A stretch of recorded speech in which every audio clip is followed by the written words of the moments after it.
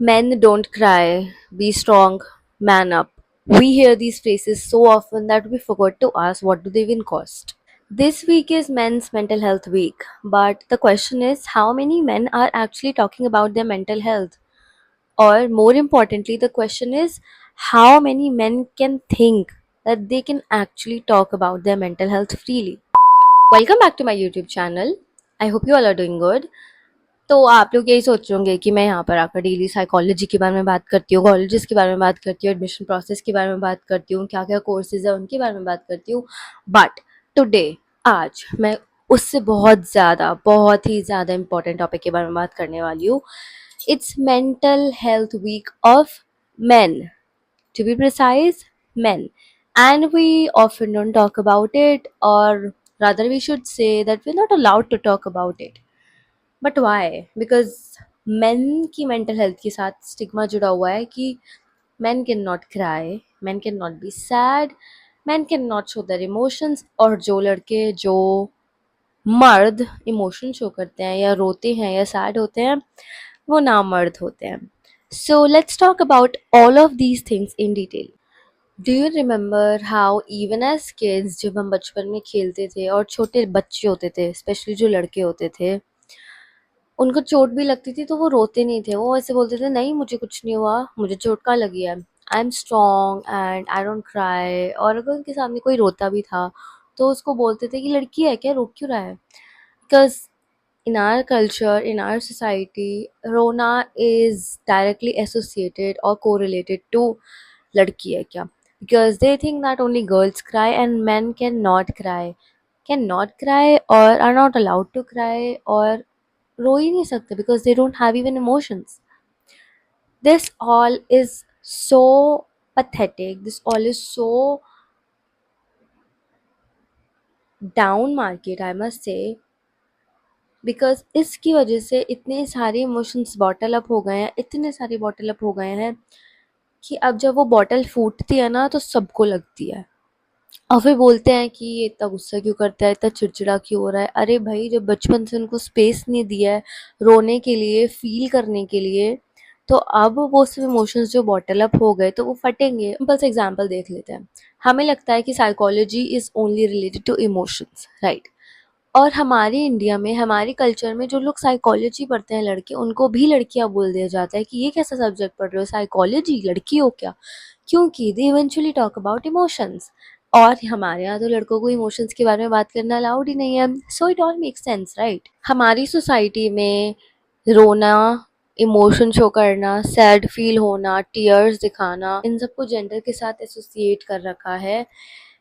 और आज भी कोई रोता है तो उसको ऐसे बोल देते हैं कि तू लड़की है क्या, लड़कियों की तरह क्यों रो रहा है. लेकिन अगर कोई लड़की रो देती है तो उसको कुछ कोई जज नहीं करता. पहली बात तो रोने पर जज ही नहीं करना चाहिए. It's very normal, it's very natural. And once you cry you feel so light, you feel so good once you cry. अगर कोई बात आपको बहुत टाइम से खा रही है तो. मैं ना always silent when it comes to emotions. वो लोग दिखाना ही नहीं चाहते अपने इमोशंस कि वो कैसा फील करते हैं. एंड इसीलिए ही statistically men are less likely to seek professional help like therapy. Men are less likely to speak openly about their emotions क्योंकि उनको कभी उतनी स्पेस ही नहीं दिया बचपन से. उनको इस यही सब सिखाया गया है. It's so deeply rooted in us, in men, in our society, कि लड़के रो नहीं सकते, मर्द को दर्द नहीं होता, और अगर तुम रोगे तो तुम नामर्द होगे. सो इस वजह से जब मैन अपनी इमोशंस बॉटल अप करते हैं, साइलेंस में सफ़र करते हैं, 90% केसेस में डिप्रेशन हो जाता है. एंड यू नो व्हाट, हमारे इंडिया में 75% of suicidal cases are by main.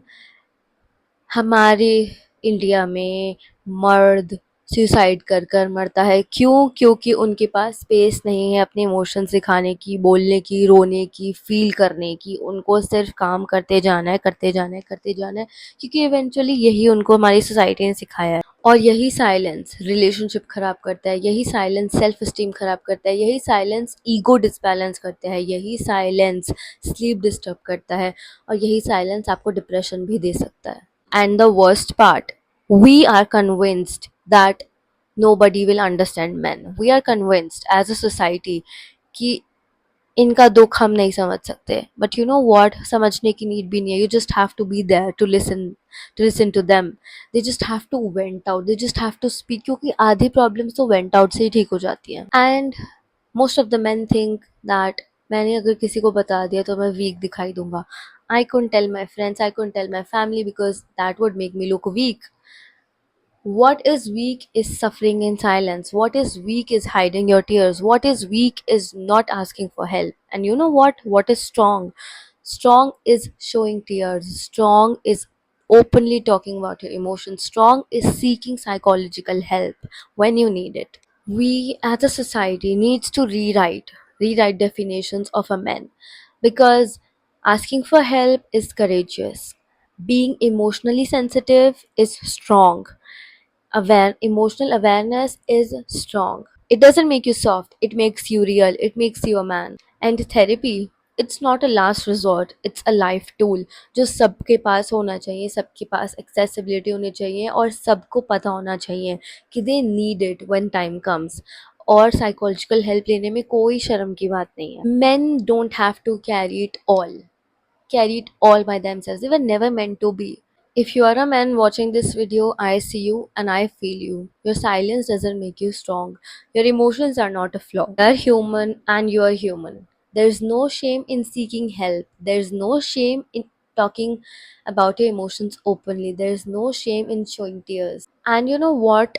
The real strength is choosing to heal. The real strength is choosing to show your emotions to whom you trust. And for others, other than men who are watching this video, you are here to guide them, you are here to support them, you are here to listen them and not judge them whenever they cry, whenever they show their emotions.